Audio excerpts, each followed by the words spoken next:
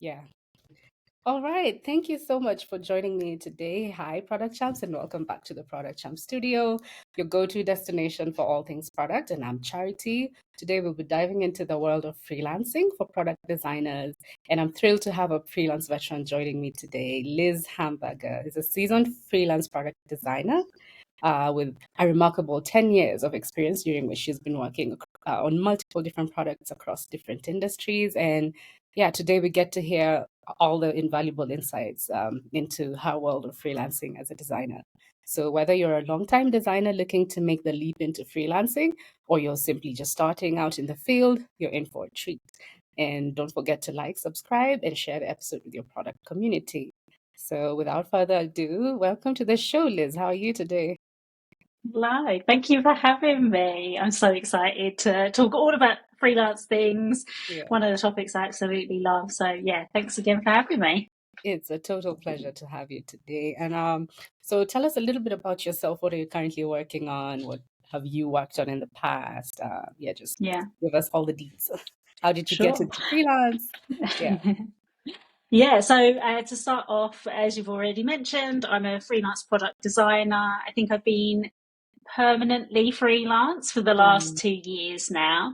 mm, And I'm currently working with a design agency in London, and I am working in the space of advertising and how campaign planners can track metrics and build campaigns and hopefully spend their money in an intelligent way. So that's mhm, what I'm working on at the moment. But in the past, I've done all sorts. I've done branding, websites, web mhm, apps, platforms, presentation mhm. slides, you name it. I've done it. I've worked a lot in finance and insurance and those kind of maybe like dry areas. But I love it. Yeah. But I've also worked in things like low-code tools, healthcare. Mhm, It's just the benefits of working in freelance and in agencies, I think. So mhm. yeah, broad, very broad range. Yeah, yeah, that's actually quite a broad uh, set of things. Like, how did you, in particular, like end up in this particular like band of design? Yeah, so could you please just give us a little Sure. like story of your journey from where you Yeah, started out to where sure. you are today?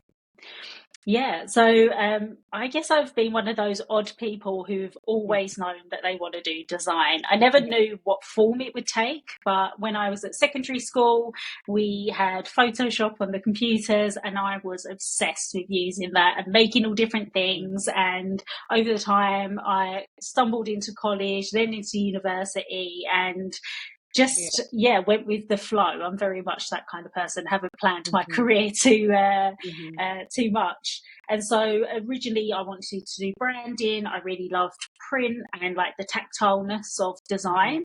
mhm, However, in the when was that 2013 I graduated, everybody wanted a website, and I was very reluctant to go down that route. But you know how the market is, and yeah. needing a job as a graduate, I just had to Mhm, venture into that space. mhm, I still love branding. I still do odd bits and bobs of that, but it's just not my space anymore. mhm, And eventually, I was doing more websites. I went into an agency where I was a digital designer. And then mhm, there was one day the boss gave me the Google Sprint book and was like, Monday, we're doing a project with Barclays. Read this over the mhm, weekend because you're going to mhm. be the designer on it. And I was like, Oh. okay. Yeah. I read that book over the weekend, and I think that was just like a light bulb for me in the like my career. Mhm, And I was like, this is what I want to do. Because with branding and visual design, I'm not saying that there isn't research and like decisions that you make off the back of that, but I always struggled with giving the rationale behind my work when it came to mhm, branding, like mhm, why I chose the color blue over red and that kind of thing. And I felt like this product design space just really gave me the foundation to like fight for my design decisions and why mhm, I did what I did. So, mhm, moved into the product design space, and I've been there probably around 7 years now. mhm, It feels like a mhm. long time. When I say 10 Yeah. years, it makes me feel a bit ill. but um, Yeah.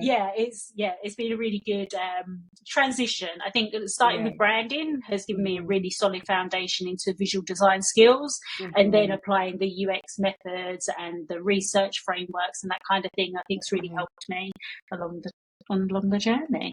So, Yeah, I think that's really interesting to hear you talk about how initially when you were doing branding, it was more intuitive for you until then when you got that book and you read it into it and it gave you the language to communicate mm, decisions and rationale. That's really interesting. And I'm curious to know, how would you describe the mindset shift that needed to happen for you when you transitioned now from working in an agency to working on your own as a yeah. freelancer? So what had to shift in your mind? hmm Yeah. I think the biggest shift for me was, I Hmm. guess this is the scariest shift, is that Yeah. it's all on me. Like, Hmm. there is no one to necessarily Hmm. back me up anymore. Like, yes, I Hmm. work in teams and everyone is super lovely, but at the end Hmm. of the day, I am a freelancer. I'm there to do the job. And if I can't do the job, then they'll say Hmm. goodbye to me. So Yeah. that's one of the scariest bits. Hmm. But at the same time, I think that's really liberating to know that it is all down to me. Hmm. And actually, it's been a massive confidence boost. I think when you're in agencies or in companies, you can easily contribute a lot of your success down to other people, or just that you wouldn't have done so well if it wasn't for your boss, like maybe doing stuff in the meeting or, learning from others. But actually, once you're out there on your own, I think it really gives you the time and the space to prove yourself and Hmm. to Yeah. reaffirm what you do actually know. Because I Hmm. think a lot of the time we're a bit harsh on ourselves and we Hmm. think we don't know anything. Even 10 Hmm. years in, I'm like, what on earth am I doing?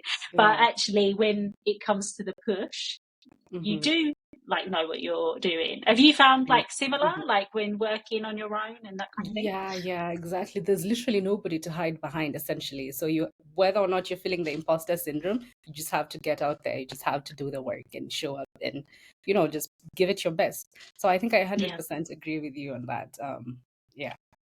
Yeah, Um, definitely. And I guess the mhm, other thing as well is just being more proactive yeah. as well. I think Hmm. with working in teams and Hmm. especially agencies, when you've got maybe more senior people above you or Hmm. you've got a boss or a manager, it's easy to sit back and think, well, I Hmm. just have to wait until I'm allowed to do something. Hmm. But Hmm. when you're a freelancer, it's very much you have to be proactive, you have to get the Hmm. job done, True. and you ask for forgiveness Yeah. later some of the times. That's true. That's Yeah. actually something we would say at the last place I worked.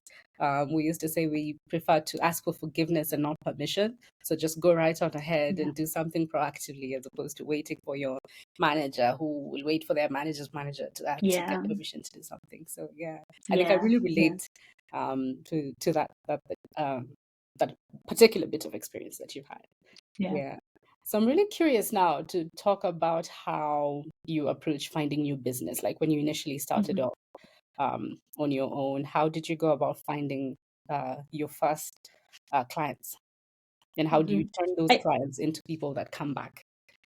yeah. Well, Yeah. I guess there's two parts to it. So Mm-hmm. I initially was working in an agency, and I Mm-hmm. all the time people would ask me, when are you going to set up your own agency? When are you going to start Yeah. working for yourself? And the bit that stopped me 99% of the time was finding clients, because I was like, Mm-hmm. it's too much aggravation. I can Mm-hmm. see that my bosses find it hard. Why would I want to then have that stress on me, Mm-hmm. And it turned out that I wanted to try a bit of freelance first, but in the security and safety of still having a permanent job. Mm-hmm. So on weekends or evenings, I would do small design projects. So I weren't doing product design jobs because I know that they're quite Mm-hmm. time intensive. So I started doing little branding projects or Mm-hmm. website design projects just because I knew that they were slightly easier for me to do because of my past Mm-hmm. experience. Mm-hmm. So I started there first. I didn't quit my job and jump straight in. Yeah. Just because I wanted to test it first, and Mm-hmm. iterate. But what I started to do, I relied heavily actually on Facebook groups. This is the Mm-hmm. most bizarre thing. I don't know if Yeah. I would go this way now, but I still think it Uh-huh. was really solid in the Yeah. approach.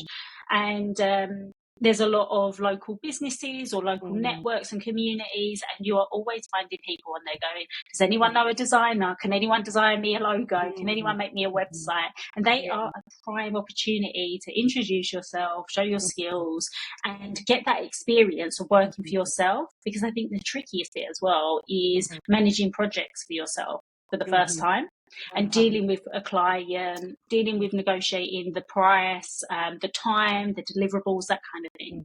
So those kind of projects actually really snowballed quite quickly, and then I had to put a stop to it because I still had a full-time job. So I was like, okay, I'm going to pause that. But it gave me the confidence to then think about contracting a bit more seriously. The first contract that I got was by accident mistake. I didn't really seek it out, to be honest. I'd been thinking about leaving my role at the agency because I just kind of got to end up being the most senior person there, and I really wanted to just be with more leaders and those who just knew more than me, because I just love learning. It's just a part of me. And I was talking with a friend, and I'd seen a role, and it was for a contract role for 3 to 6 months, and I was like, oh, that'd be a perfect job if it was permanent, because I was scared of freelancing. And they referred me to the person without my knowledge. The design director guy got in touch with me and was like, actually, do you want to have a chat? We can talk about your concerns. So it was kind of an easy contract to get to begin with. But from now on, it's been very much networking with the people that I've either worked with before. Maybe if I've worked with recruiters as well, like recruiters should be your best friends, I think, and you should talk and connect with them because they know what clients are looking for, and you want to stay top of mind with them as well. But actually, I think the biggest benefit or that has propelled my contracts is being really friendly with other freelance designers. I think a lot of the time people might see other freelancers as their competition, but actually they're not. It's all about network and collaborating. I've referred projects to them, they've referred projects to me, and just because I don't have capacity or they might not. So we all share the work together. Is that something that you've had when you've been working like on projects, or how have you found them? Yeah, I think for me, it's pretty much been the same way. I haven't relied so much on, and I know that usually the typical path for people going into freelance is like, oh, I list on Upwork. But for me, it's been very, very different. It's been almost 100, like not 100% necessarily, but like 98% out of my networks. Either someone will refer me and then the client will reach out, or I'll message someone and be like, hey, I see you could need potentially this and this kind of thing. And also, like, let's say developers I worked with in the past, when they go out and they get a new project and they need a designer and then they'll come back. So I think for me also, it's been just leveraging on the network and having people out there essentially like working for you, and making sure that like when people perceive you, you're top of mind for them when they're thinking of a design. So I completely agree with you on that, like network. I think maybe I haven't so much explored the recruiter sides of things. So I'm curious how you go about that. Do you reach out, or do they reach out to you? A bit of a mixed bag. I think in the past, so I'm a big fan of LinkedIn. My top prediction is that it's going to be the top like social media network over Facebook, and well, maybe for millennials, but I just think that's going to be a really key space to be in. And in the past, a lot of the time I've had recruiters reach out to me, especially when I was in permanent roles, they were reaching out. And then over time, I just built up like a relationship with these people. I think a lot of the time recruiters get a really bad rep, and it's unwarranted. I've spent a lot of time figuring out the recruiters who I gel together well with, and there's a genuine sense that they care. I think a lot of the time you can get a sense that it's all about the money and just placing whoever, wherever. But once you find the ones that you're friendly with, I think it's really key to stay in touch with them. And so I live in Essex, which is outside of London, and then sometimes I will travel in maybe every couple of months, and I'll meet a couple of recruiters for coffee or for lunch, and we'll just chat about the market, what I've been up to, what kind of things they've seen in the market. And it's a two-way relationship. They want to place me somewhere because they benefit. I also want to get placed because then I've got a job. A lot of recruiters, especially in London, host events, and they turn up to events as well. So I think it's quite easy to find recruiters in London. It's just about finding the ones that work well with you and your skill set, I think. Particularly, I think definitely that's something a lot of people should explore. Just like, I think in the past, it's been someone will reach out and then either they'll ghost you or you'll ghost them, depending on what your situation is. But I think as a freelancer, we can't afford essentially to look over the recruiters. That's interesting. Yeah. So, when you talk about some of like your earlier clients, like how, and then like how you've progressed to date, how do you typically like position yourself to get like higher value projects? How do you go about negotiating? How do you know how to identify, which projects are a fit for you? Yeah, such and such. hmm So I guess the bigger or higher value projects, Mm-hmm. I switch between the term freelancer and contractor. Mm-hmm. So I think with a freelancer, when I position myself as that, I Mm-hmm. don't tend to land the higher rate Mm-hmm. projects because I think there's this notion, or this is how I imagine it, that a freelancer Mm-hmm. is very specific to a project and that it may be very short term, maybe a couple of weeks or a one off Mm-hmm. piece of work, where a Mm-hmm. contractor, I see it as I tend to pick up projects that are around 6 to 9 months long when Mm-hmm. I'm positioned as a contractor. And Mm-hmm. they just tend to be a bit of a higher rate because they're for a longer period of time. Mm-hmm. Contractors seem to work, again, I don't want to say it's dry or boring Yeah. industries, but like the finance and the more corporate world, you'll tend Mm-hmm. to be more of a contractor. And they Mm-hmm. just tend to be higher paid Mm-hmm. roles. I'm not saying there aren't like good projects that you can get as a freelancer, but I think you need to be more set up as a studio to Mm-hmm. get those kind of projects, and you need to rely on other help to get Mm-hmm. those projects going. Kind of got bigger value projects, I suppose. And I think also over time, I nudge up my day rate each Mm-hmm. time, not massively amount, Mm-hmm. but I try and each contract nudge it up a little bit. Yeah. And then I guess that comes into negotiation. I hate that Mm-hmm. bit. Like I never Yeah. negotiated any job salary Yeah. until I was probably, I don't know, 27. I'm Mm-hmm. 32 now. Mm-hmm. And even then, I only done it out of desperation Yeah. because I just needed to get more money for Yeah. progressing. Mm-hmm. And I started going to events where there was women in tech events, and people Yeah. started talking about their salaries openly and how they negotiated it. And I realized that Yeah. I was massively being underpaid. So Mm-hmm. then it wasn't that I was negotiating because I Mm-hmm. was doing it for the sake of it. It's because I knew the numbers that other Mm-hmm. people were being paid and I wasn't Mm-hmm. being paid enough. So Mm-hmm. it became a bit of a mission for me to Yeah. get paid what other people were being paid. And I Mm-hmm. didn't feel so guilty about asking for more money. Mm-hmm. Um, that said, I still hate it. It takes me probably 45 minutes to send an email just telling people what my day rate is because I'm like, what if they say Yeah. no? And then what if they don't want to work with me anymore? Mm-hmm. I don't know if I'll ever get over that. Yeah.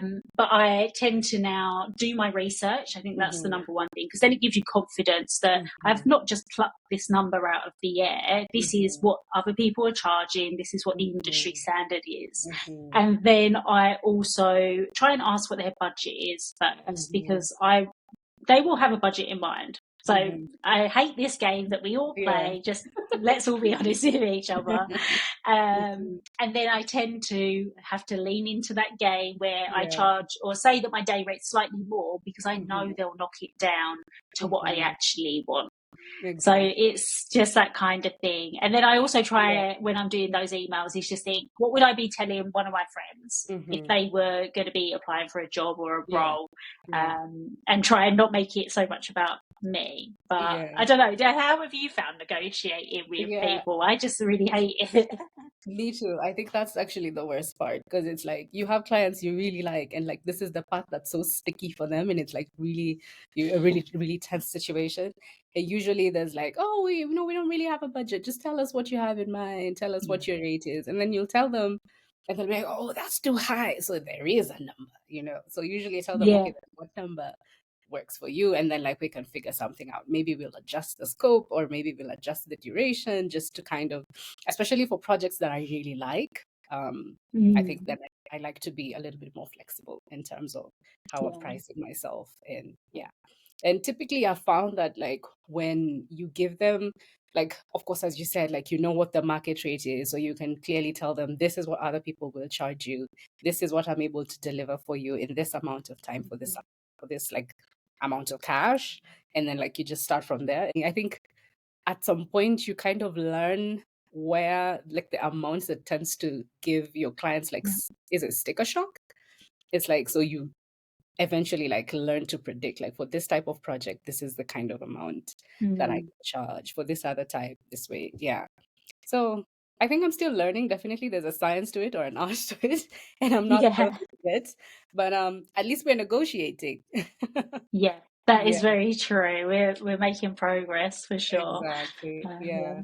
And I'd like to bring you back to something you mentioned, like when you're working as on some projects as a freelancer and you want to position yourself as a studio versus just as a single person working on a small little Yeah. project. What do you think of there's this whole trend right now of design like as a service? It's like someone can pay you and then you it's like a subscription based design as a Yeah. service. So what's your thoughts on this kind of model and why haven't you thought of presenting yourself in this way? Actually, I'm really curious. Yeah, that's really interesting. I've seen a lot of these Yeah. companies, people popping up. Hmm. Um, I don't want to position myself in a way that I will be doing endless amends because I've seen a lot of them say it's, I don't know, whatever it is, argument's sake, £100 and you get endless amends. Yeah. I just don't think that is positioning design to be in a valuable way, Mm. and it really turns design into something that is kind of just manufactured, really easy Hmm. to do, and Hmm. you're just effectively an art worker then, because Hmm. the client would be like, move this, change that, make that. Hmm. And Hmm. I really want to be engaged with my client. I like to take them on the journey. Like when I am working with a client, I am fully in that Hmm. project. Like Hmm. even in my last contract, actually, one of the nicest bits of feedback was that the client said it felt like you just cared so much Hmm. about the work. And I Hmm. would worry that if I'm trying to do as many amends as I can in a set period of time, and I just would worry that my quality of work would diminish. Hmm. If Hmm. other people make it work for them, that's great, that's cool. That's probably for a very different client set to Hmm. who I'm working with.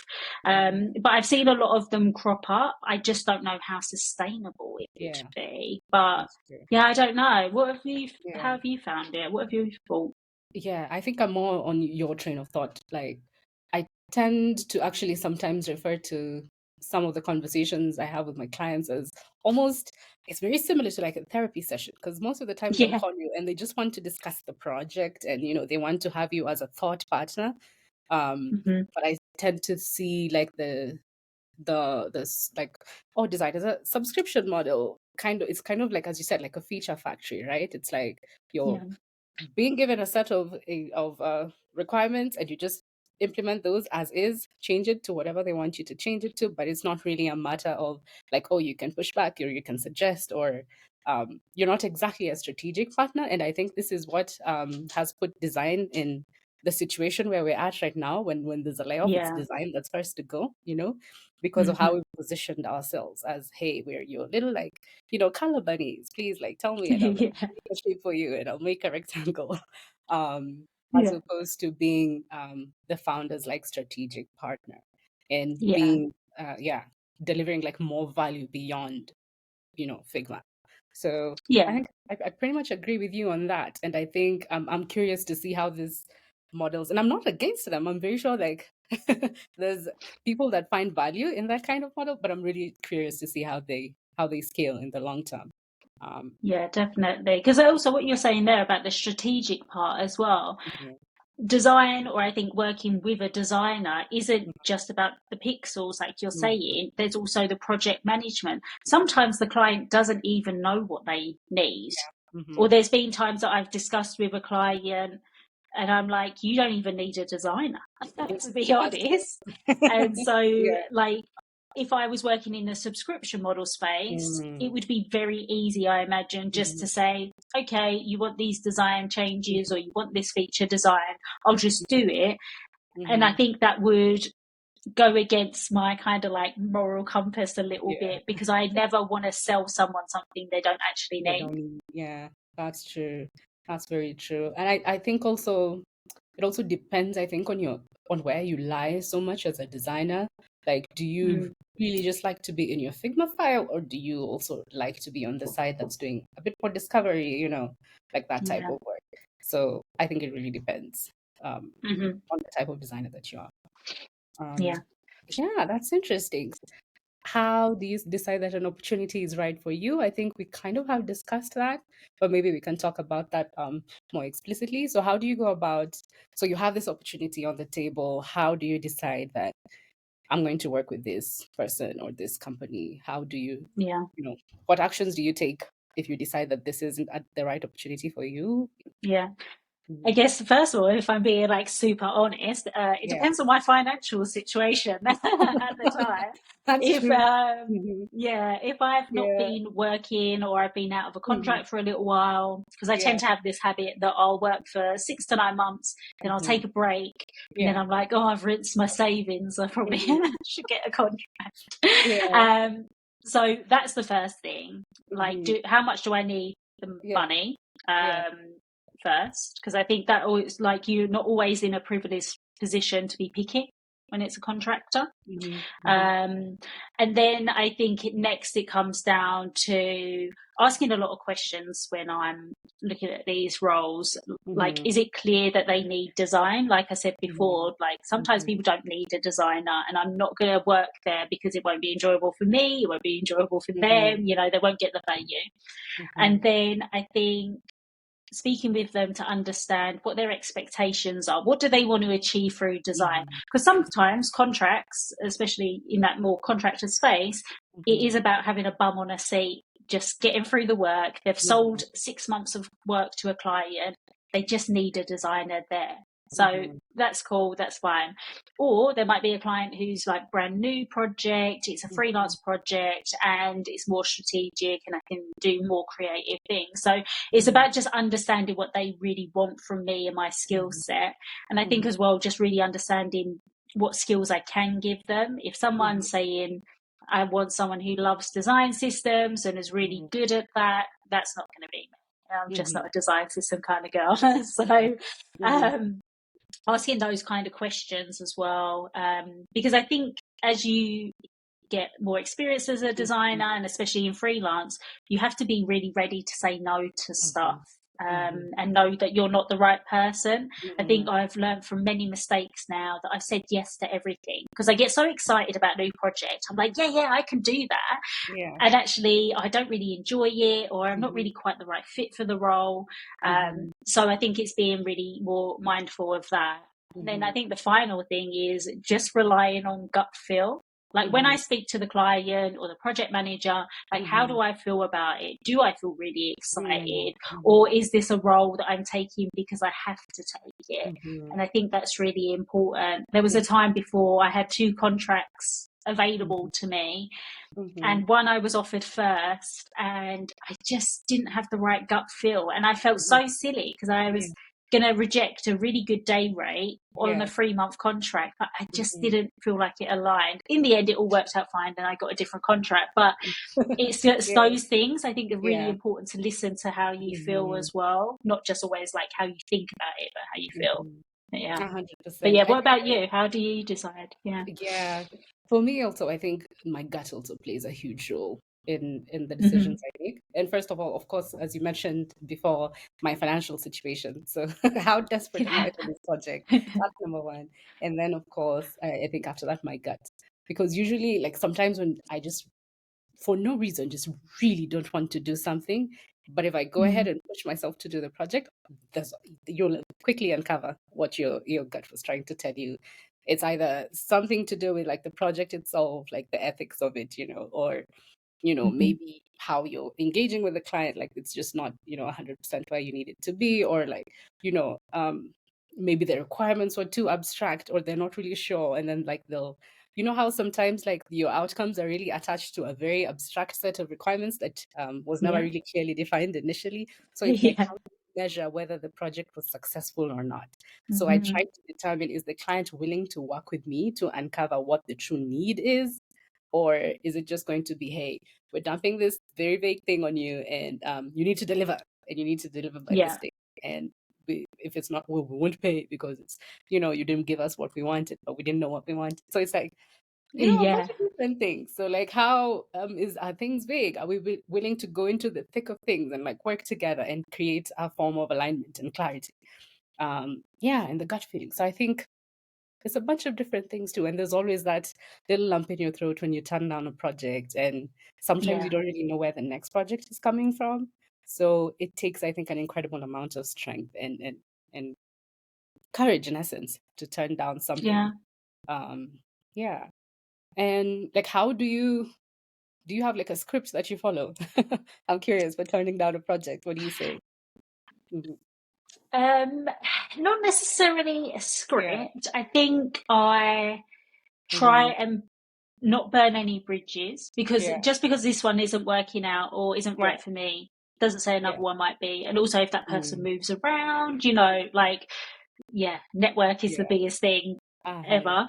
Um, so I try to outline why it wouldn't work for Mhm. me, because there Mhm. could be an opportunity for them to resolve those Mhm. issues, Mhm. unless it's like I'm not clicking with the person, like, Yeah. that's kind of difficult. But if it's a project specific thing, like, I'll outline, maybe there Mhm. isn't enough clarity in the brief, Mm. because Mm. maybe there is a way to do a mini project where Mhm. we do a like session and things, trying to Mhm. figure out what the project actually is first. Mhm. Um, so I try to help them with that. So see if they can resolve the issues that I'm having, or like concerns about the project. Mhm. I also then try to refer them to other people. So if I'm not the Yeah. maybe strategic, Mhm. I don't know, brand UX or whatever the title is they're looking for, then Yeah. I'll try and recommend them to people that I know. Yeah. Or if they're looking for a design system expert, then I'll Yeah. recommend them to that person, and I try and not leave them like in the lurch a bit. So then Exactly. hopefully they see that I am a proactive, like, problem solving Mhm. designer. Mhm. Um, Sometimes that works and people are really thankful for it. Other times Mhm. I've been ghosted after I've like Oh. said that I can't do it, Yeah. but it's just the way, Yeah. those kind of things work in freelancing. Exactly. Everything usually comes full circle, so it's Yeah. important to be gentle with Yeah. Yeah, how you definitely. handle the situation. And I think, as you mentioned before, that's the importance of also being in community with other freelancers, because then now you'll have someone to send the projects to, and then they'll remember you Yeah. and they'll be out there working for you. All right. That's interesting. So now, assuming you've got a project and you're now about to kick off, how do you ensure that your onboarding is smooth and that everything works out? How do you set up yourself for success at the beginning of a project? I think that's what I'm Hmm. Yeah. So Yeah. I think definitely the proactive part kicks Hmm. in there. Hmm. I've seen it before when I've been working on projects. Other freelancers have come in and Hmm. have just waited to be Yeah. onboarded, and I'm like, that's doesn't Yeah. doesn't work. Hmm. So I try and be proactive. So if it's a new team I'm joining, I like Hmm. to book in one-to-one sessions with everybody. Hmm. So sometimes I've been brought into a project via the product owner. So then I don't really know the CEO. So then I'll have like an hour-long session with them on a Hmm. call. If there's any Hmm. co-founders, I really like to get to know the development team sooner than later, because I want us Hmm. to be friends, not enemies. Yeah. And just getting really like to understand the ways of working. So Hmm. one-to-one sessions, I think, really important. But then I also like to Hmm. sit back a little bit in that first week, just Hmm. watch how everyone's interacting. I know remotely, because I work from home quite a lot, that can be a bit more difficult.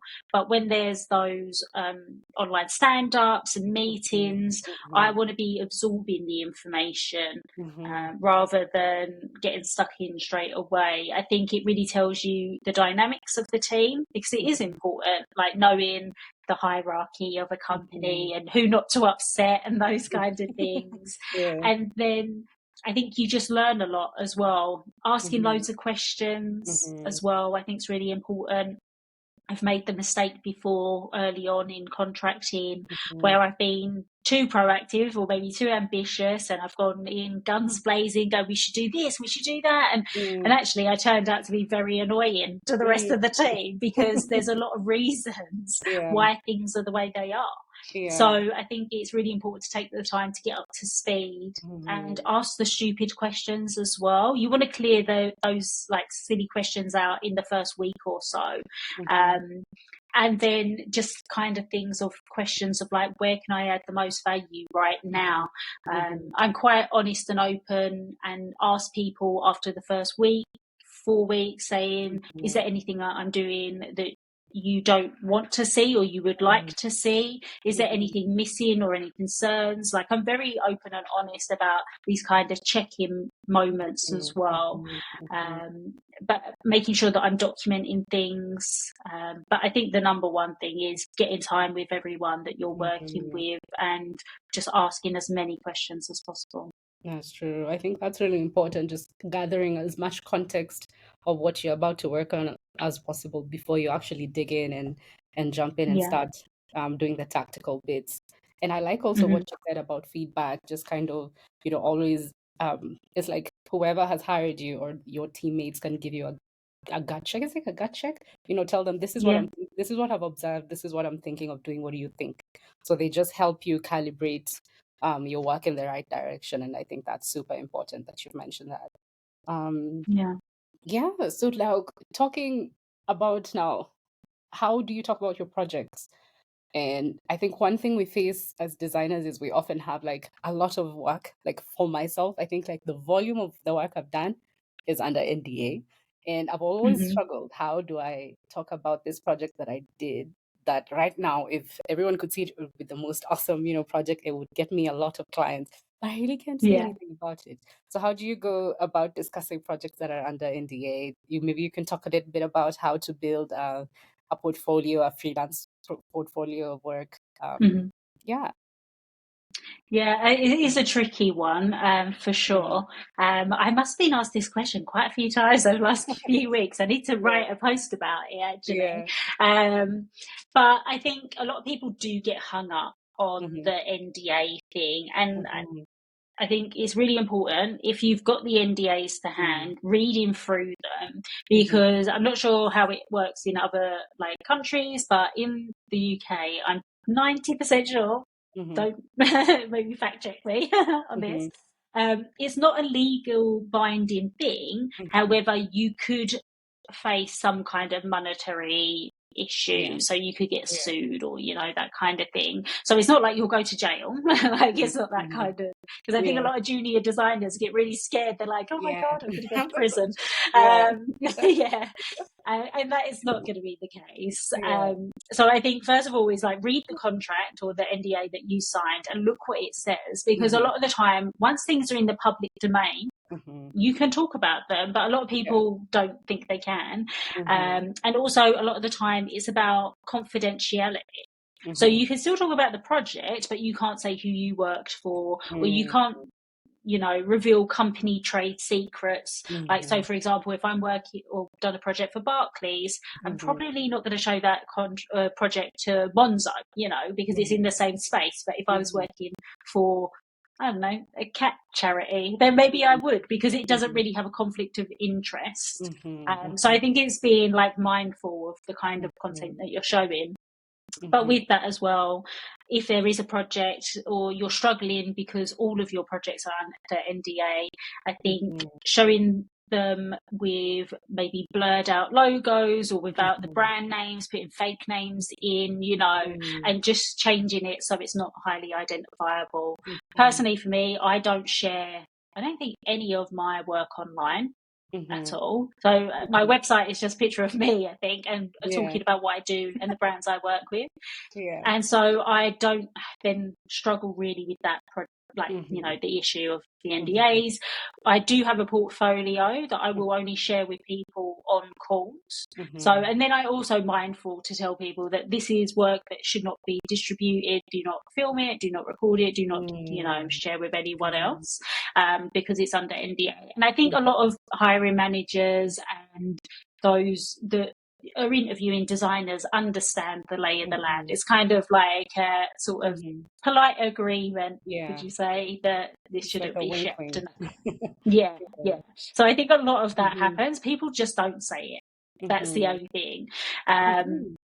But I think, yeah, if you have to change your names, if you're desperate to put it on a website, that kind of thing. But I Mhm. prefer to keep my projects more close to my chest and have Yeah. presentation files that I would show on calls, or maybe private links that then I can change Mhm. once that interviewing process has like happened.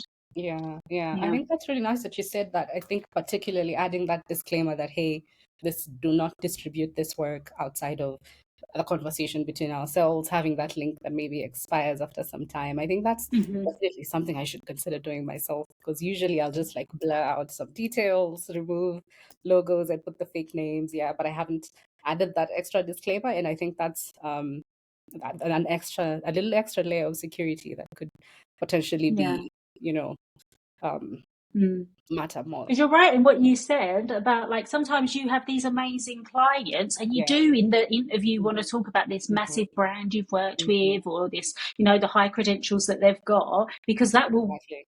probably win you the job, Yeah, right? So you want to be able to absolutely. talk about it. Yeah. Yeah, yeah.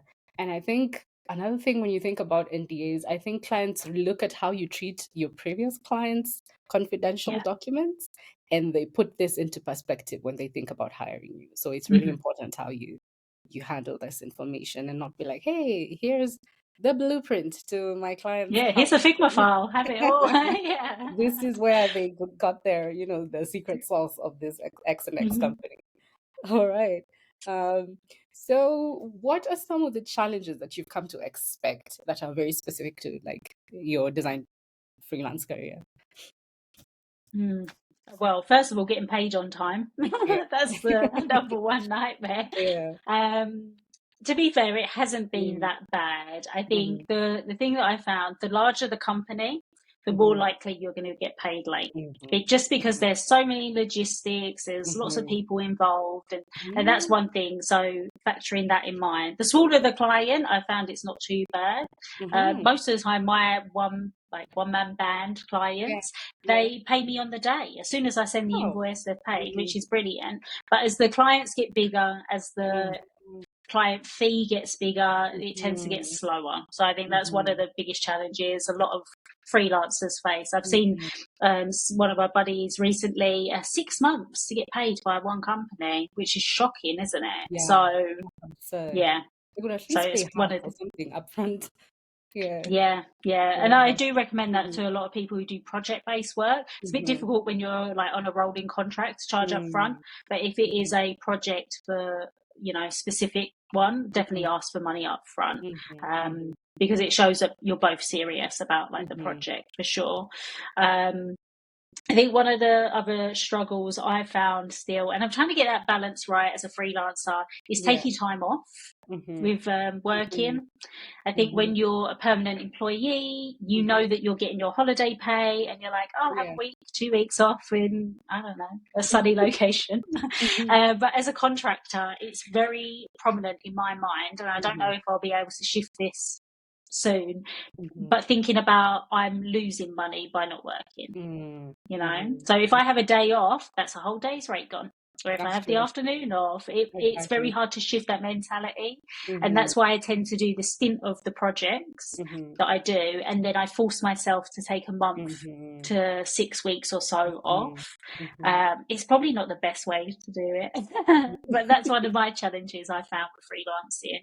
Yeah. Um, and I guess keeping on top of those client Mhm, relationships or the mhm, networking, it's very mhm, hard, you know, to spin all these plates because when you're a mhm, freelancer, not only are you the designer, but you are mhm, also the person that has to deal with mhm, your taxes and admin and mhm. everything. Admin You're work. also the marketing person. You know, there is Yeah, so much to maintain and to keep that's spinning true. at once. Yeah, But yeah, what about you? What yeah. challenges do you find? I think for me, that I think top of the funnel, just finding the quality clients up front, first of all. I think Mm, there's a large volume, of course, that you get, but it's not typically the sweet spot of type of project that you want, that you know yeah, are really anxious to get started on and to tell people, hey, I'm working on this amazing thing. But I think slowly by slowly, I'm starting to, as I build my practice, because I've only been freelancing, I think, continuously for the last couple of months. So I think this is something I will work up to eventually. yeah. Um, but I think that's been my primary concern in terms of like payment. I think I still have yet to experience the challenge that you've mentioned with the late payments. I have experienced the late payments, but it's usually from the smaller clients. So it's Oh, like interesting. I've had to wait, I think, like, but it's never been as long as 6 months, but it's been weeks, Mm, like, out. Like, we finished the project, let's say, when is today? Today is Jan 18th, and I'll wait till like Feb next week, 18th, Feb 18th, and then that's when they'll yeah. pay. Yet the project is already live, they're already using the material. So it's like, hey, just kind of Mm, pay me, please, you know. yeah. um, I still haven't yet worked with like the huge companies to know how they pay yet. Typically, I've worked with like founders and like really small startups, so like there's less bureaucracy and less like paperwork Hmm. that's needed, so they'll just pay. But yeah, I think so far my main issue is just finding the sweet spot projects, Yeah. and which is something, as I mentioned, I think I'll just iron out the longer I continue to consult. Yeah. Yeah, Definitely. so I'm curious, like, so how, as you mentioned, there's like a lot of spinning plates in the air. How do you keep up with everything? Do you have any tools or any strategies that you're applying to make sure that you're on Yeah. track with everything? You're paying your taxes on time, you're delivering your del project deliverables on time, things like that. Yeah. Hmm. Yeah. So being consistent and organized Hmm. is quite difficult Yeah. for me. So Hmm. I'm someone who's neurodivergent. Yeah. So remembering things and Hmm. tasks can be kind of difficult to me. I Yeah. mean, I have sticky notes pretty much everywhere. Hmm. I use Notion. I use my calendar. Yeah. Yeah. Like I try many different things. Hmm. And then I've things with like the taxes and the finances and stuff. I've actually hired help now Hmm. to Hmm. help me out because there was a couple of instances that I Hmm. forgot to pay my VAT bill Mhm. and things like that last year. Luckily, Mhm. it was all okay, but Yeah. there was just too much for me to remember. So I've got help for that now. Mhm. I think it's really easy as a freelancer when you're working for yourself to, you want to reduce your costs so much and you're like, Mhm. don't want to have any expenses and that kind of Mm. thing. But I think it got to a tipping point was like, I'm just struggling to keep track of like receipts and invoices. And Yeah. like, I forgot to send an invoice to a Mhm. client. Like, Mhm. just, it just went out of my mind. And Yeah. that's such a silly like thing to do. Mm. So hiring help has been one of the things to help me get more Mhm. organized. Mhm. I've started having weekly calls with a friend who's also she runs her own business, and Mhm. we just do 30 minutes check in each week, and we Yeah. talk about what we've got going on, and Yeah. just making sure we're keeping each other accountable and Mhm. organized. I think that's really important. Mhm. But I do love to mix it up with different Mhm. tools and techniques, and Yeah. whatever flavor of the week it is what Yeah. I use. So yeah, Yeah. how about you? Oh, I see your sticky notes, but is there Yeah. anything else Oh, that I you am a love? sticky note buff. I think I need to show you.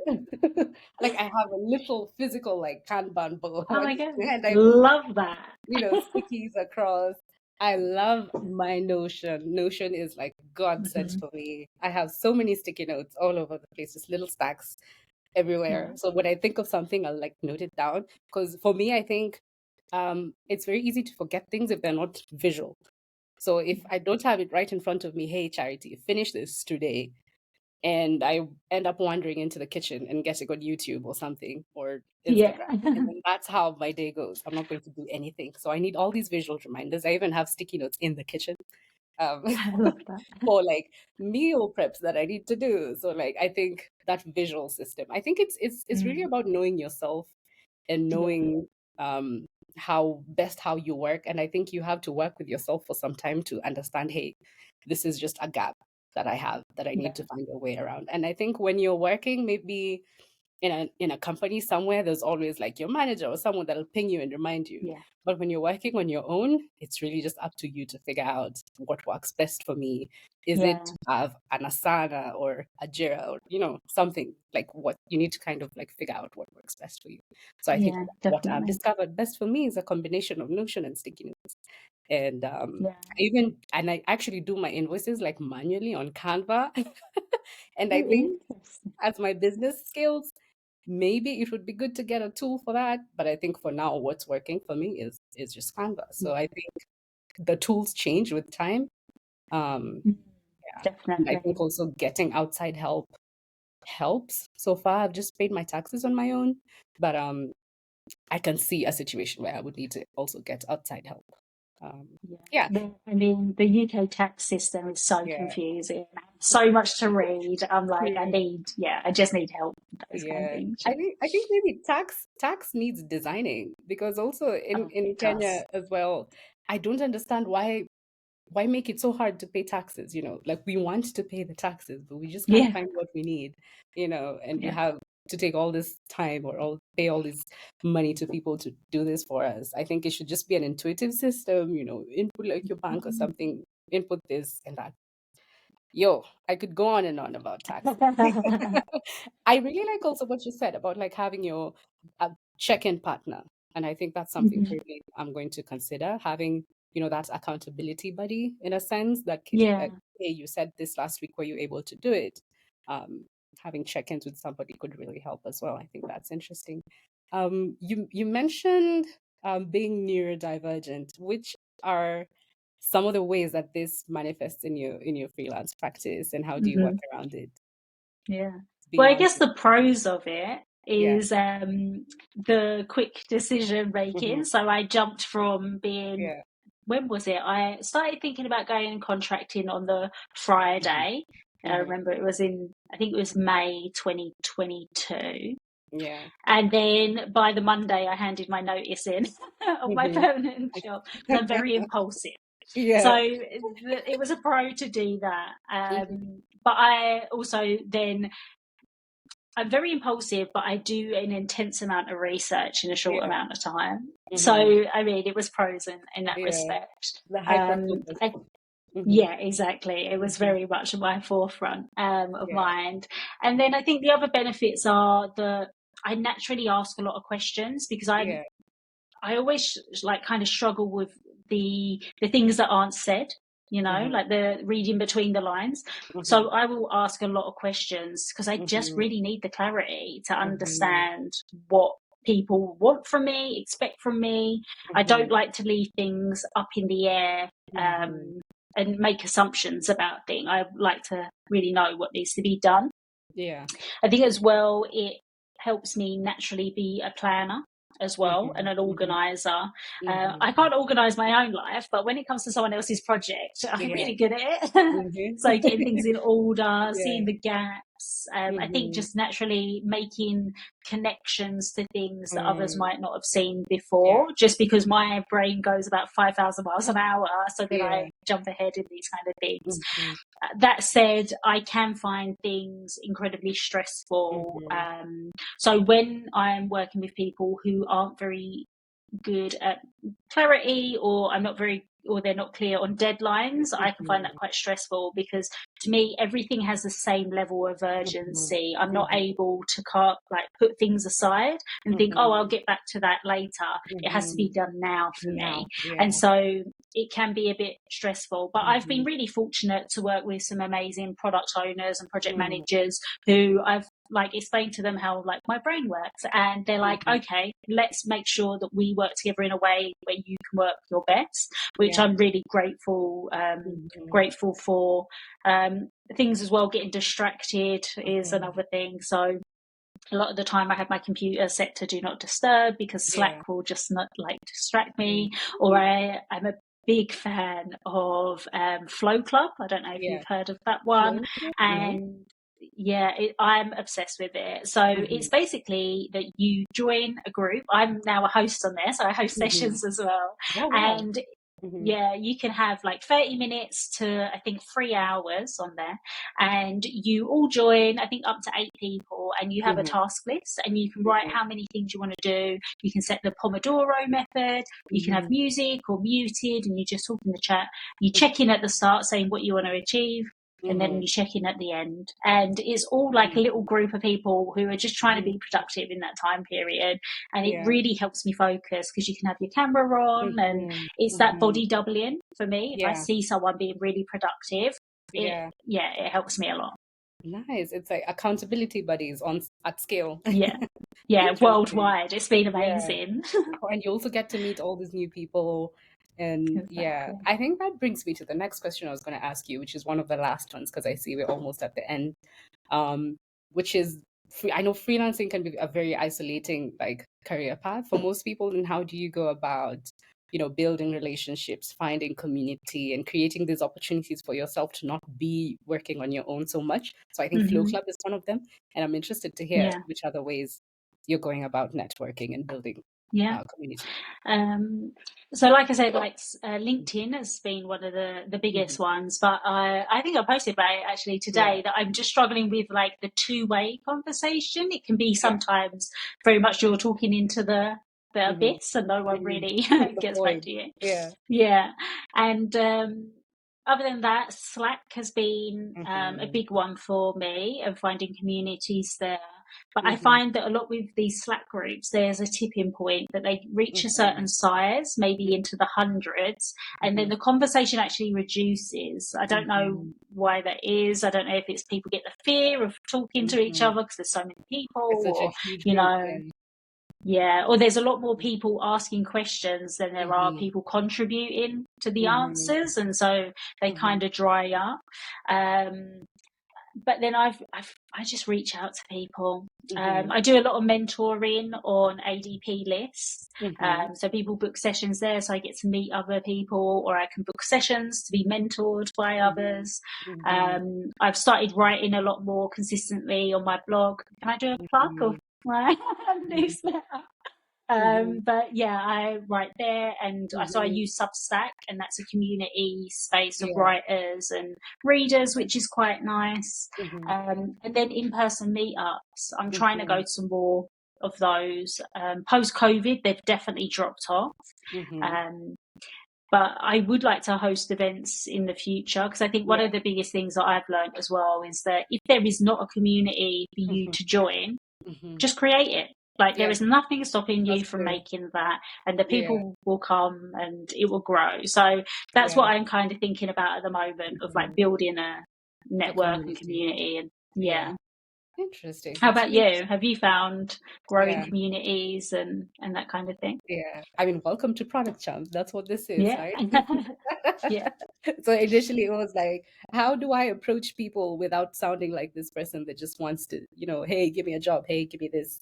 So I wanted to Yeah. build something where we can all contribute and like learn from each other, and I can get to meet all these people. I'm based in Nairobi, so I'm not exactly very flexible enough to go to like London where product con is Yeah. happening, for example. So I would need 3 months to go get a visa from wherever. So I needed to create a platform where I can meet with people in a setting that works for both of us without all these other constraints that life imposes on us. Mhm. And then I think also Slack channels. I just went on Google one time and I joined as many Slack channels as I could, which is, I think, where I found triangles. I went on a Yeah. page that was listing, hey, these are some communities for designers. And I found triangles, a bunch of them there. And I applied.